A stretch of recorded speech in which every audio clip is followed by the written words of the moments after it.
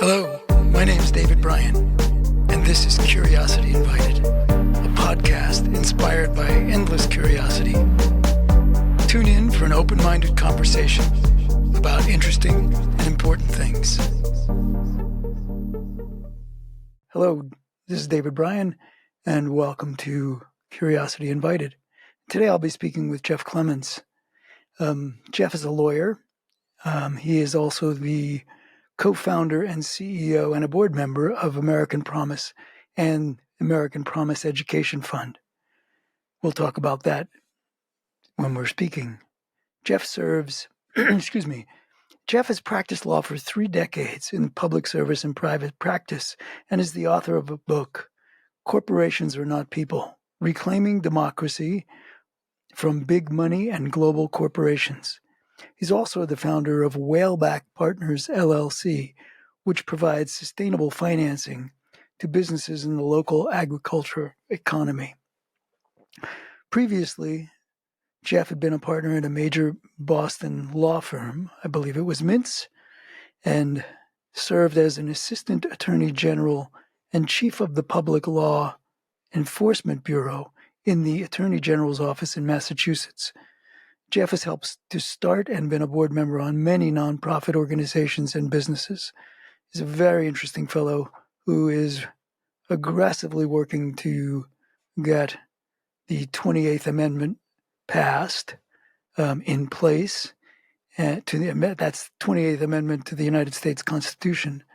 And we'll talk about that as well in our conversation. So without any further ado, I give you Jeff Clements. Okay, well, here we are. So welcome to Curiosity Invited, and Jeff Clements. As I said, I already gave you a proper introduction, and thanks for giving up your time and speaking about what you do. You are a lawyer. You have been for multiple decades, and but most of what you've been doing in the last several years has to do with this organization that you co-founded and are the CEO of, American Promise. So would you do a little bit to, unless there's something you want to say before you talk about that, what is American Promise and why should anybody care? Why should we care about that? Well, I think everyone does care because, and I say everyone, I think most Americans are fed up with the role of money in our political system. The broken political system, the way people aren't represented, the way the parties are just sort of dysfunctional donor class machines in a lot of ways. And American Promise is going to fix that. So if you don't know about American Promise yet, or you don't think you care about American Promise, I hope you will when you check it out, because it's pretty extraordinary. And I'm very proud, not of me, but of Americans who we have reached over the past 5 or 6 years since American Promise launched. We're nonpartisan, we're cross-partisan, we're Republicans, we're Democrats, we're independents. And we are going to amend the United States Constitution to give us back the power to limit the impact of money influence in the elections, whether it's coming from foreign donors, whether it's coming from big billionaires or big unions or big corporations. It's to put power back in the hands of the people. And I can tell you, David, it's a lot more fun than practicing law. It's law. It's the big law. It's law big with law. all. It's L. It's capital L, capital A, capital W, rather than just law. It sure is, because it turns out we say we the people, we say government of the people. Most of us mean it and miss it, right? Yeah. It was kind of good while it was there, and it's still there if we seize it. And the ultimate lawmakers truly are us. The Constitution, we think of it as sort of, it came out of Philadelphia in the 1700s. Well, more than half of it came from Americans doing what we're doing, which is amending the Constitution to write the biggest laws in the country, all of us together, to protect our rights and to protect our power. So back up just slightly, because I'm not sure everybody knows what American Promise is, but it is. So why don't you say it, since you know what American Promise is better than I? But yeah, it was in response to. Tell me if this is correct. It was in response to the Citizens United Supreme Court case, or is it larger than that? It is larger than that. I'll give you a bit of backstory on my own story for it. The things that we're dealing with in the country have been coming for a long time. So you can't just point to one moment or one case. But for me, when the Supreme Court struck down the Bipartisan Campaign Reform Act, which was, a pretty traditional thing that Americans have done for over a century, which is when money starts overwhelming the voices of the people, we press Congress or our state legislators, depending on where the problem is, to stop it, because we're not a government of money, we're a government of people, and people have different levels of money. So if you want free speech, if you want representation, we need to have good guardrails around how money's used in the political system. And it was around 2009, 10, I'm practicing law. I'd left the Attorney General's office where I'd been chief of the Public Protection Bureau, a job I liked a lot, but I was going back to the private sector. And somebody called me and they said, there's this Supreme Court case called Citizens United that is going to deal, threatening to strike down the laws that protect us from corruption and that allow limits on money in elections. Thought you'd be interested because they had heard me ranting about these things before. And so I ended up doing a brief in the Supreme Court. And of course, the decision came and struck down the laws. I went out to Montana and helped Steve Bullock, who was the Attorney General at the time, defend Montana's anti-corruption laws. Wyoming had them too. Lots of states had them all over the country. And like most of them, Montana's laws had stood for 100 years. And it had at the time a citizen legislature. The average cost to run for the Senate in Montana, state Senate, was $17,000. Amazing.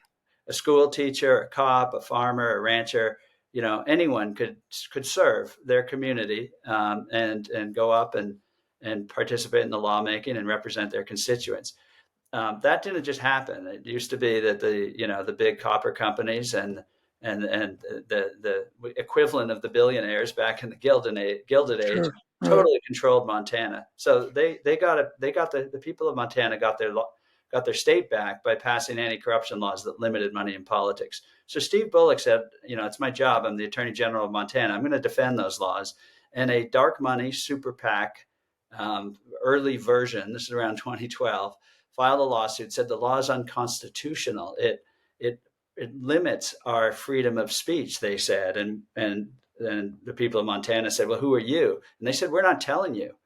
we're the Western Tradition Partnership. That's all they would say. No one knew where the money was coming from. And they wanted to spend unlimited money in Montana's elections. So I helped defend the law out there. It goes to the Montana Supreme Court. We win, total win in Montana. Goes up to the U.S. Supreme Court. These people in Washington on the Supreme Court, they didn't even give Montana a hearing. They didn't even allow the people of Montana to be heard. They said the Citizens United decision decided this already. There's a free speech right to spend unlimited money in elections, and we don't care if you don't know where it's coming from. There's nothing you can do about it. So I witnessed, as a lawyer still, the people of Montana, within weeks, they put on the ballot of Montana, November 2012, it went to the ballot, said, we the people of Montana disagree with the Supreme Court. That decision will not stand. We're going to pass a constitutional amendment to reverse the decision and get our power back to a constitutional amendment to the Constitution of Montana. No, or no. The amendment. They said they didn't need an amendment to the Constitution of Montana. That already had that. That was good law, and the Montana Supreme Court agreed. What they needed was to correct the decision of the knuckleheads on the Supreme Court who didn't know Montana from L.A. And said that Montana doesn't have any right to limit money in politics. And they came. That's a relatively recent theory in our history as a country. And the people of Montana disagreed. But the Supreme Court gets the almost last word on what the Constitution means, unless we amend the Constitution to correct the Supreme Court. And that's what the people of Montana said they wanted to do. It went to the ballot in November 2012. The Republican candidate Mitt Romney beat Barack Obama by 14 points in Montana, I think it was. This ballot initiative passed 75%. yes to a constitutional amendment to the United States Constitution to stop the Supreme Court interference in the rights of the people, to protect our elections and our free speech by dealing with money in politics. So I saw that, David, and I realized, this thing has legs. We could actually win a constitutional amendment. Americans can do this, but there was nowhere to go. Everything was partisan, everything, and you need Americans to do it together. You need 2/3 of Congress. You Right, need right. ratification of 3/4 of the states. And so I joined with many, many other people, and we decided, well, Americans need a place to go to win this fight. And we built American Promise to do it. Fabulous. That's great. And okay, so why are you confident that once the amendment is passed, because I mean, the amendment is it's a short amendment. It essentially says Congress can pass laws regulating how much money, et cetera, are in elections, and that can acknowledge when an entity is artificial and can pass that. So why are you confident that even if this amendment were in place, that Congress would pass those kinds of laws? Well, let's first start with the who's going to pass the laws. Yeah, Congress will deal with the federal elections. Right. Don't forget this issue also affects state elections. We're now seeing super PACs in local school committee Oh, races. really? We're seeing it in city council races and That's wild. sheriff races.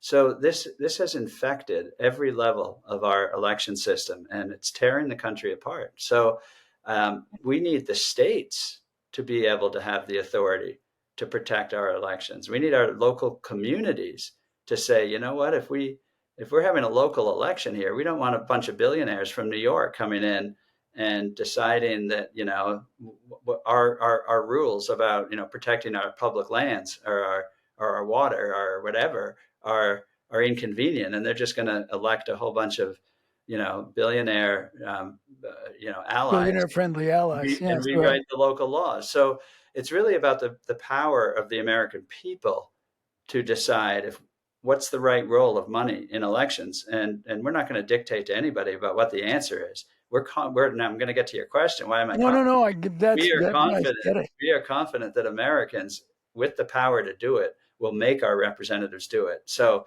Congress will have to act. Once we get the amendment in place, that gives us the power. Then yes, we have to use it. So we need Congress to move on federal elections, stop this craziness of multi-billionaire super PACs, stop the foreign governments that are spending money in our federal elections. We can do that, but Congress will have to act. We need our state legislatures to act. We need our local communities to put our protections in place. But listen, David, the reason I'm confident we will do that, first, we'll win the amendment because almost every American wants it. Second, when we have that power, we have always used it. Now, it's not perfect. It always needs updating, but corporations have been prohibited from spending money until recently in federal elections since 1912, right? So we did that. Then big unions got powerful. It was, again, concentrated power with money in some of the big unions in the middle of the 20th century. Mm-hmm. 48, the Taft-Hartley Act said unions can't spend that money to influence election outcomes. Foreign governments started spending money. We passed laws for that. So whenever we've had a threat that to the voice of the people, the rights of the people, because of money influence, we've addressed it in our history. The first time was back in the Civil War. We passed campaign finance rules. So the danger today is not that the American people lack the will to do it. It's that the Supreme Court says we're not allowed to do it, that it violates the rights of those who have huge amounts of money. And that's what's wrong. That's why we have to fix it. Would you, so there's a lot of conversation in the Citizens United and in the language around that decision about associations of people, right? I mean, I have free speech, you have free speech, and we can theoretically together combine and join and say, what we believe, and there's a lot of language about why shouldn't associations of people be able to say those things. But at some point, you know, it's one of those, you know it when you see it. It's like somehow the needle goes into the red zone, and wait, this is just too much. These people, this is too much power. Um, is there a way of making sense of that? Is there a way of, is it would the hope be to eliminate all collective contributions to one side or another in any election, or or or are there some group uh are there some groups that you would give a give a pass to? Yeah, you should be able to. Yeah, no, listen, this is not about picking groups that get to have free speech and those that don't. Every American has free speech. And yes, we have the right to associate with each other. We have the right to pool our resources. We have the right to form organizations like American Promise and put money in. We have a right to support political parties that are basically groups of people. We have a right to have if we want to use it, a corporation for something, usually it's used for business, not for stealing elections. But you know, we have a right to have a union so workers can protect their rights. All of those things are useful things that people gather together. Americans are awesome. I mean, we have individuality and freedom to be on our own, but we're really good actually at working together. We solve problems together, and we do politics together, and we have arguments among groups. But listen, none of that. You're right. The Supreme Court acted like, oh, if somehow we have anti-corruption laws, we're gonna deprive people of the ability to associate together. And Right. it's total nonsense. Here's the trick they were doing. You know why? Like, let's give an example, like Uber, right? Uber, the biggest shareholder, it's a huge global corporation. And some of the biggest shareholders are the foreign sovereign funds of Saudi Arabia, of Qatar. These are global entities. But the Supreme Court was pretending that corporations are associations of citizens. That's the word they use. And so Right. therefore, we, the Right. American people, don't have the right to limit corporations spending money in elections, because that would somehow violate the freedom of associations Of of citizens. associations of These citizens. are Right. not associations of citizens. It's a lie. Uber is not an association of citizens. It's an aggregation of shareholders, most of which are other corporations. And as I said, the biggest ones are sovereign funds of foreign countries. And so they have billions and billions of dollars. So what the Supreme Court is doing is very dangerous. They're doing a rhetorical trick. They're pretending that these are associations of citizens and then giving them the power of associations of citizens. But they have the power, the most extraordinary power you can imagine, of this global capital that's now going to come pounding in on us in our elections. And human beings in real associations can't compete with that. It's like, that's oligarchy. That's not democracy or a republic. You got me going, David. No, no, no. Yes. The And Supreme Court got me going. That's why I I do want that. to ask questions to push back, Please do. only because uh, I imagine people will ask that, like, why? Well, why shouldn't? So should a wealthy person be able to spend more getting his or her point of view out than someone with lesser means? Yeah, let's take some examples. So, what did we do when we had the power to do it? The question isn't like what I think. I have my own ideas, but that doesn't matter. I'm just one guy. The question is, what do Americans want to do, right? And there'll be lots of ideas, and there'll be compromises and arguments. And the question is, who gets to decide those questions? Right now, it's five lawyers who've never run for office. They haven't lived in most of the places in Right. America. They're on the Supreme Court, and they're just deciding, like, oh, you Right. can't do this. Okay, you can do that, but no, you can't do this. Our idea at American Promises, that's really not going to work very well. Put the power in the hands of the American people. they're not going to run around and say nobody gets to speak, or somehow wealthy people don't have rights. And, what they're going to do is what we always do, which is we're going to, argue and negotiate, and eventually, not very long, because we want these things, we'll have anti-corruption laws that will have rules. So what did we do before? There was no such thing as a super PAC, but Right. anybody had the right to give money to a PAC. And you could give the limit was $5,000. And I can tell you, not a lot of Americans are walking around with $5,000 they want Right. to give to a politician. So do wealthy people have more voice when we have limits? Yeah, you bet they do. Is that great? Well, that's debatable. But everybody had the right to put money into a PAC, but there was a limit. What you couldn't do is put $100 million into a PAC. That's what Yes. you can. That's what you can do now. Until you Elon can, Musk until you could. Yeah. yeah, Elon Musk said he was going to spend $45 million a month A in a month. PAC. There's George Soros spent $125 million influencing even local elections. Right. So that would have been illegal in the old days. Would that have violated anybody's rights? No. Elon Musk, George Soros, they had the same rights to speak as anybody else. They had the same rights to pitch in $5,000 to a PAC, or do whatever they wanted to do. But what we had the right to do was say, look, enough is enough. We're going to have a fair limit. It's going to apply to everybody, level playing field. And, we're going to make rules for, like, corporations or unions probably should have different rules than human beings. That's usually what we've done in the past. Now we got AI, artificial intelligence, coming at us. We got to make rules about that once we get the power to do it. Right now, it's just like free reign because of what Right. the Supreme It's the Court's Wild mistake. West. Yeah. Yeah. Yeah.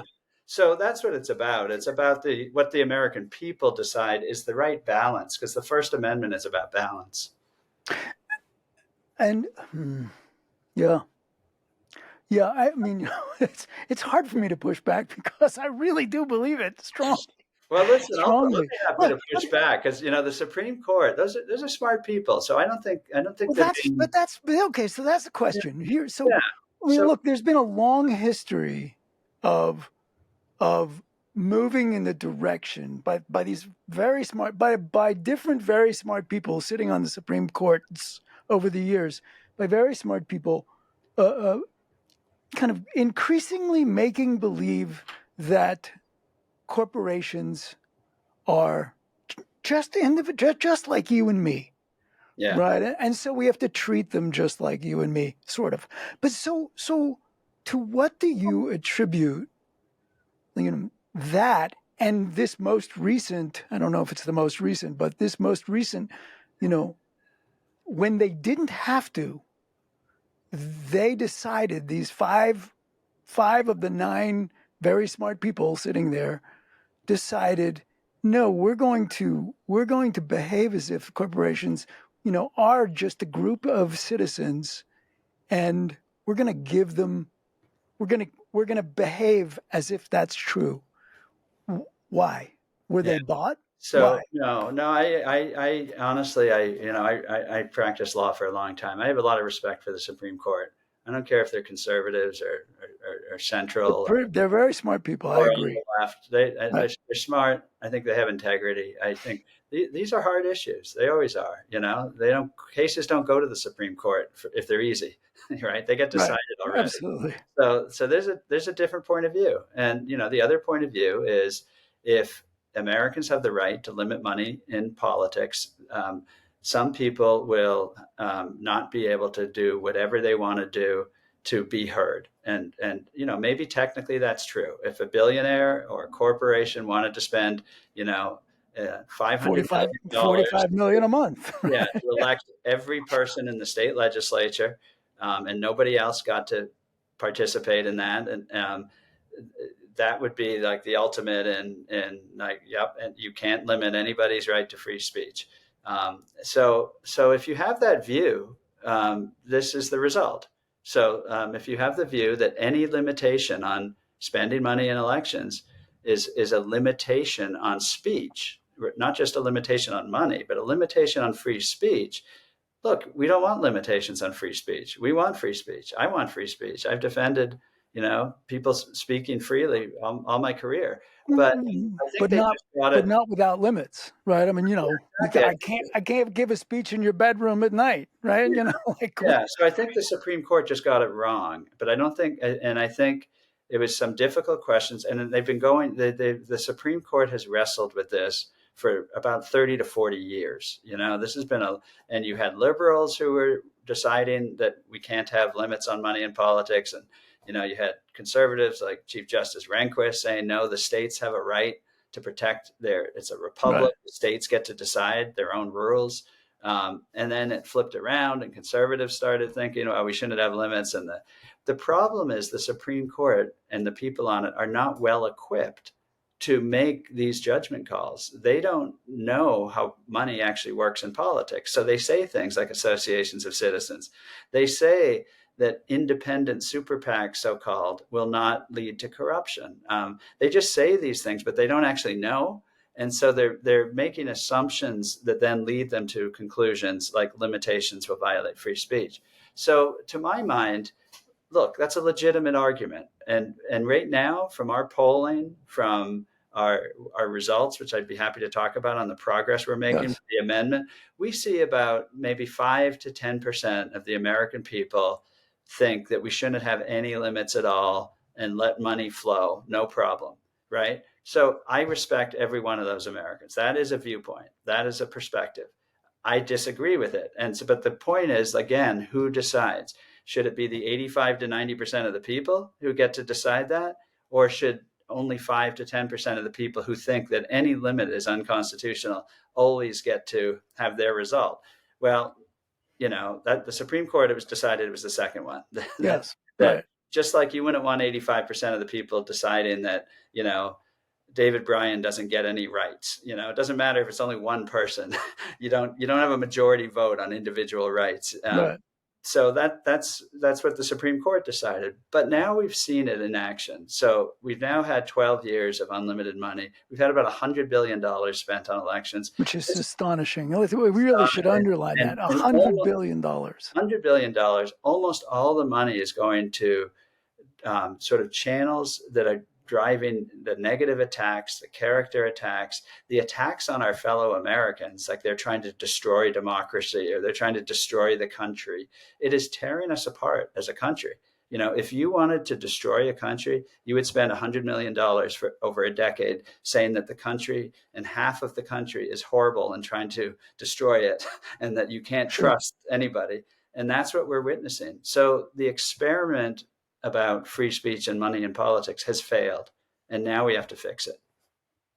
Okay, so you made reference to it a moment ago. So you've been, American Promise has been doing this for 6 years, Yes. 7 years. Yes. So how are you doing?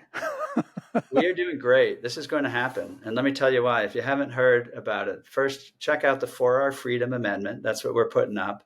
And as David said, what it does is it just says we the people have the right to protect our free speech rights, our federalism, so that the states have their role in this constitutional republic, that we have the right to have anti-corruption laws. And then Section 2 says, therefore, Congress has the power to pass level, even-handed limits and regulation on money, how money is used to influence federal elections, and the states have the power to do the same thing with state elections. Very simple. And then Section 3 says we can distinguish between human beings and artificial entities. Well, what are artificial entities?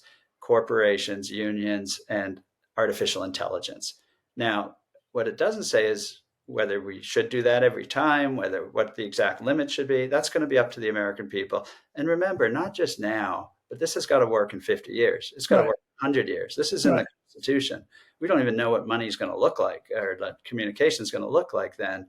We got to get this in place to deal with what's coming at us. So that's what this does. So we take this around the country. We need a 2/3 vote in Congress to get it done.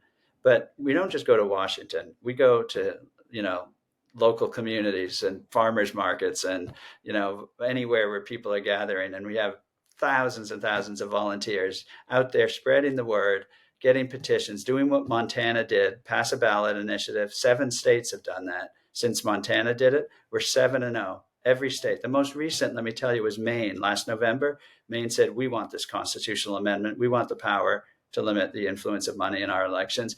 86% yes vote. So that's what we're seeing. Now, 22 states have gotten behind the amendment like Montana did. The 7 were ballot initiatives. Some states don't have ballot initiatives. The rest were legislatures. These are cross-partisan votes. We just passed the House in Pennsylvania. Republicans and Democrats who don't agree on much in Pennsylvania or anywhere else voted together. Let me tell you about Wyoming. We got a majority vote in the Wyoming House last session. It needed 2/3, so we didn't quite get the 2/3, but we got a majority vote. So we're making a lot of progress. So we work in the states to get the states behind it, to get the people behind it, let people learn more about it, have the debate, and then that leads to support in Congress. So we've got a lot of support in Congress. There's a new breed of Republican member of Congress, frankly, that is very supportive of this. The old sort of corporate Republicans like Mitch McConnell were very much using big money in elections to get wins Right. and control. Chuck Right. Schumer on the Democratic side does the same thing. The leadership has big super PACs, so they don't always want to change the system. But we have all the Democrats and we have a lot of Republicans, including Josh Hawley saying Citizens United is not originalism, constitutional law. We're having very interesting conversations about that. And so we're going to get that 2/3 vote in Congress in the next couple of years.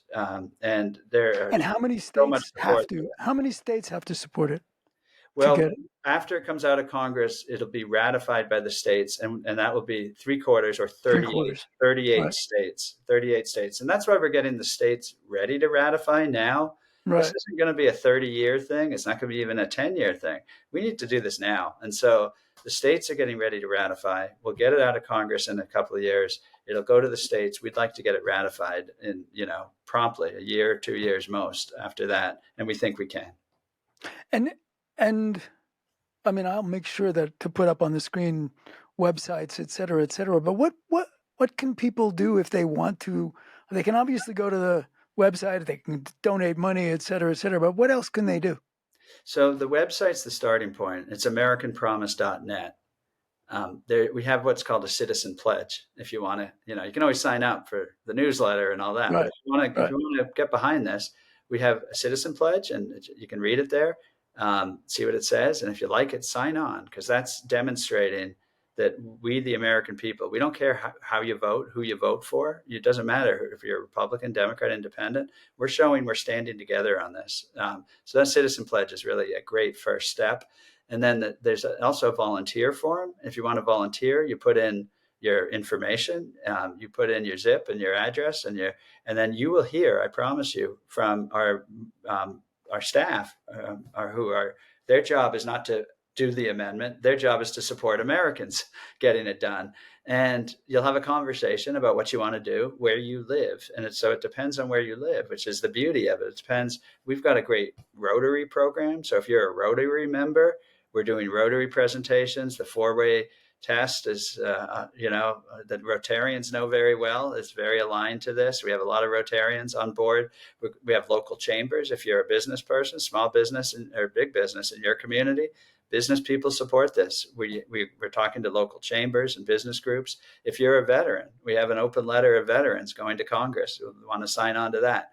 So we make a pledge that every American can do something if they want to, because amendments to the United States Constitution, you'll never know, like, who did that. It's never just one person. It's an association of citizens. It's truly the American people, or it doesn't happen. So this is not the usual, go sign up at the website and then we bury Right. you in Right. emails and asking you for So money. somebody who's not, yeah, exactly. There's that, right? There's somebody who feels like, geez, this is a good thing. I would love to help, but I don't know what I could do. They should sign up anyway. They definitely should sign up. If they're not sure Right. what to do, that's all the more reason to sign up, because we will tell you. Yeah. We will tell Yeah. you. That's If great. you can't think of anything yourself, we will give you plenty to do. We're very Yeah. good at asking That's fine. people for Finding help. things to do. Let me give you a couple of examples. We have a candidate pledge. Did you know over 330 candidates, and about half Republican, half Democrat, have signed a pledge saying, if elected, I will move this amendment forward? And you could be running for the school committee and sign that pledge. You could be running for Congress. You could be running for president, anything. We want every candidate, because we want the voters to know who's with us, who Right. supports this constitutional amendment, the 4 Hour Freedom Amendment, and who doesn't, because we think voters will make their choice based on that. So the candidate pledge, anyone can go to an event, drop by the local office, send an email to any candidate, sheriff, school committee, whatever, state legislature, ask them to sign the pledge. You can get the link. It's on the website. You can go do a letter to the editor of your local paper. You can join your friends. We'll connect you up with people in your community. Head out to the farmers market where we put up a table and some American Promise material and talk to your Yeah. friends and neighbors. And there's a lot of great stuff. And frankly, it's a lot of fun.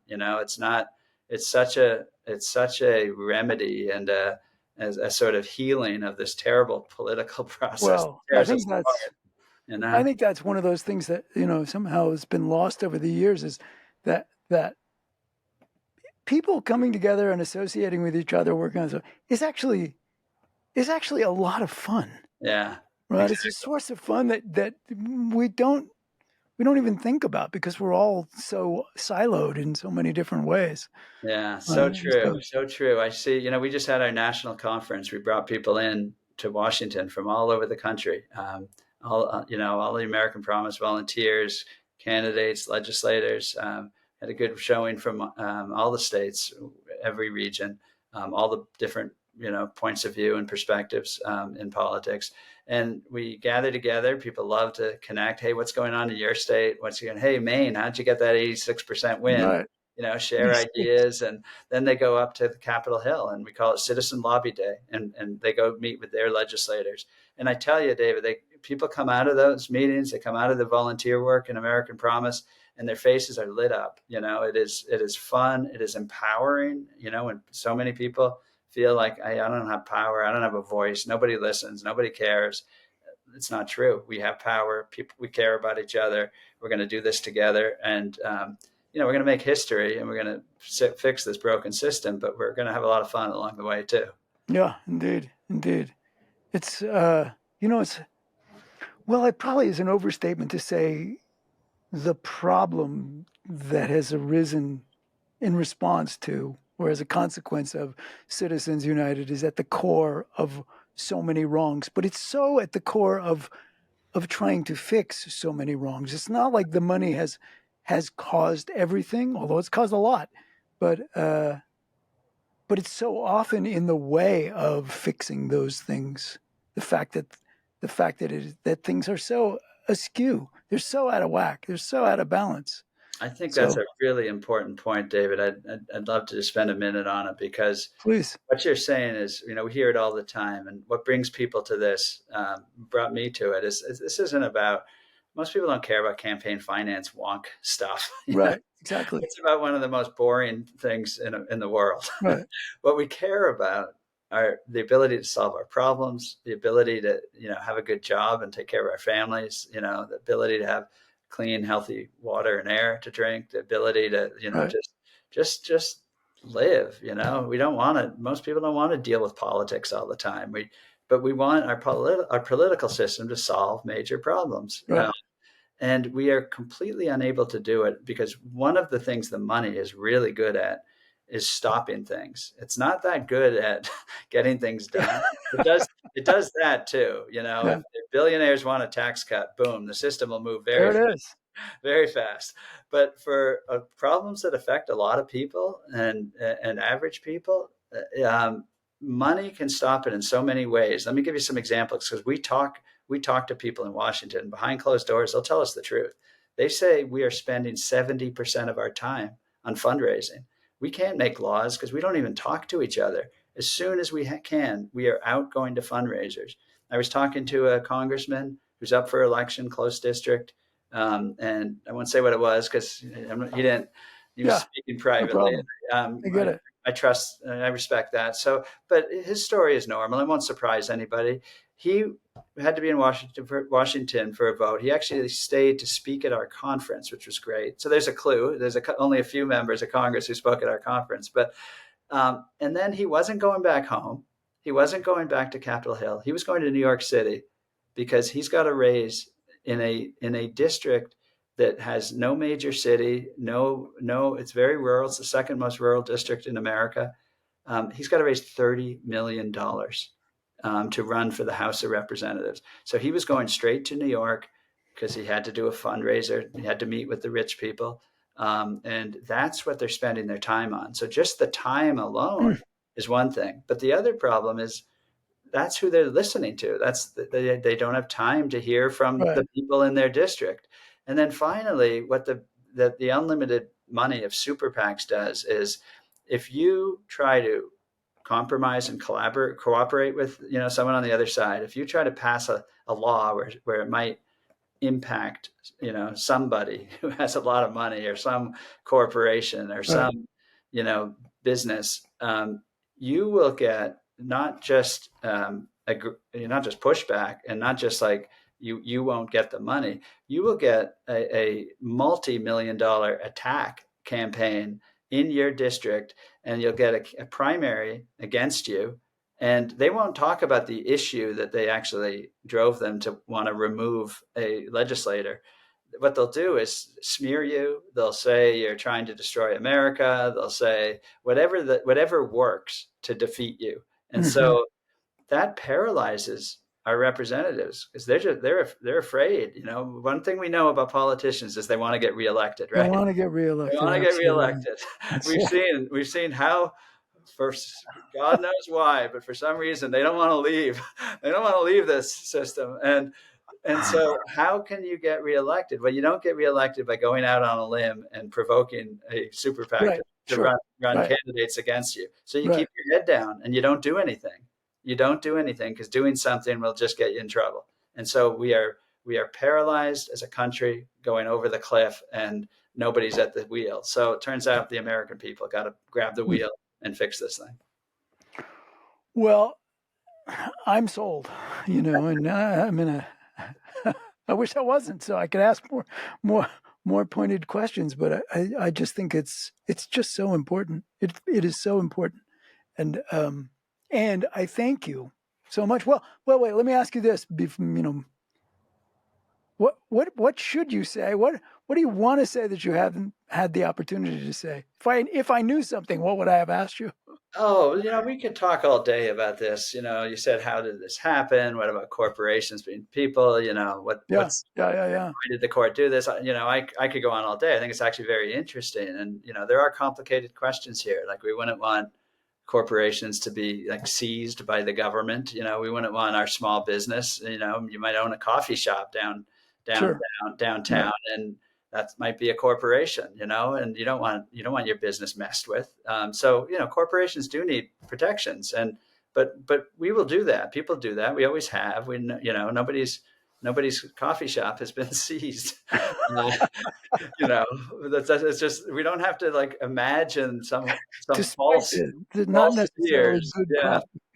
yeah, yeah, exactly. So we could go on all day about some of the issues. They're interesting, but ultimately, the biggest, most interesting question comes down to very, very simple, which is: do we or do we not, as Americans, have the right to have some limits on the way money is used to influence our government and our elections? If the answer is no, well, we're looking at what that looks like, That's it. That and we're we've just we've got beginning. that for the last 12 years or whatever Yeah. it is. And that's just the beginning. What does it look like in 20 years? Yes, What does it look indeed. like in 30 years? If you like what you're seeing now, that's where we're Yeah, going. keep And going. most people don't like it. So we have to answer that simple question with a yes, we have the power to do it. So therefore, we need an amendment. So that's really interesting. It's hard. It's complicated, but it's actually very simple. It's a The, question: do we have the power or do we not? the So particulars could be complicated. Like finding the line could be complicated, but we so often say enough yeah, to certain things, right? I mean, I've got a really fast car, but guess what? You can't drive it at the pace that you want to. It can go, right? I mean, it's like we do it all the time. Enough do is it all enough, the time. and I'm from New England. We have town meeting. We've had town meeting for 400 years as our form of government. It's some of them feel like old. they last that long, Yeah, right? it's older. It's an older form of government than America. When I actually am from Concord, Massachusetts, where the No, well, revolution began, and on April 19th, 1775, when the British were coming and the Concord farmers and townsmen decided to stand and fight, they had been governing themselves in town meeting for 150 years by that point. so so I say that because it is frustrating and hard, and you stay out. So everybody in town, if you're an adult citizen, you have a right to go to town meeting twice a year. It sets the taxes, it sets the town budget, and there is debate. And you really learn that, you know what, Americans have a lot of different views. We'll disagree on a lot of things, but after the debate, we usually get to a good answer. And if it doesn't work, we'll fix it at the We'll next fix it next meeting. time. And Right. so, it's as simple like you want to put up a stoplight at the four corners. I guarantee you that will a town meeting that'll go on for 2 days about whether that's a good idea or not, right? But in the end, the stoplight goes up or it doesn't. Or it But doesn't. Right. nobody says we don't have the right to have Right. a stoplight and Right. say and somehow overturn the whole system of government because they don't like the answer. They. Right. So you're right. This is about when is enough enough, and so this is going to fix it. And I guess the one thing I'd say, if you're asking me, what would I say that we haven't really said yet, is I just say to all your listeners that this is the time to do this. And a constitutional amendment, you can roll your eyes, you can say, oh, it'll never happen. There's a lot of reasons why you won't go to americanpromise.net and sign up. But the fundamental answer to that is that can be an excuse, because if you don't, and if you tell yourself, oh, this will never happen, it's too hard, I'm just one person, it's an excuse to do nothing. And to do nothing is disaster for the country and Right. for ourselves and our families. And so what I and so it isn't about me, it isn't even about American Promise. It's whether we believe in ourselves as Americans again. And I know we will get this done because I've seen millions of Americans vote for it, stand out in the cold, in the snow with a clipboard, getting signatures. People are doing amazing things. So I would just urge people, get in the game. You'll have a good time. We'll make some history. We'll fix this problem. And we'll And get back to you normal don't have fighting. time to do that, or you can't do it. Just believe that we can, and tell your friends, hey, we can do that. There's no reason Yeah. we can't do that. Because I think, we're told all the time, frankly, by our political system that we suck. We're told Yes. Right. or that our neighbors suck, or that Yeah. and don't Or that we don't amount to anything. That they're not amount nobody to really anything. amounts to Yeah, and anything. don't Right. believe it. We Right. do extraordinary things, and I'm a lawyer, so I got the privilege of watching juries. Juries are just 12 people in the community. They're from all walks of life. We give them the power of life and death. We give them the power to put somebody away for 20 years. We give them the power to really deal with some complicated issues. And I have just been blown away by how good Americans are at that. Doesn't mean it'll be perfect every time, doesn't mean it'll be right every time, but we got to believe in ourselves, and let's get this done, is what I say. Well, Jeff Clements, thank you so much for being willing to come and speak about this. And I think it's so important, and I'm hoping that everybody goes. And again, it'll be up right now. It's up on your screen. You don't see it, but it will be in the edited version. So thank you so much. Thank you, David. Really great to talk with you. I appreciate the chance to spend some time with you.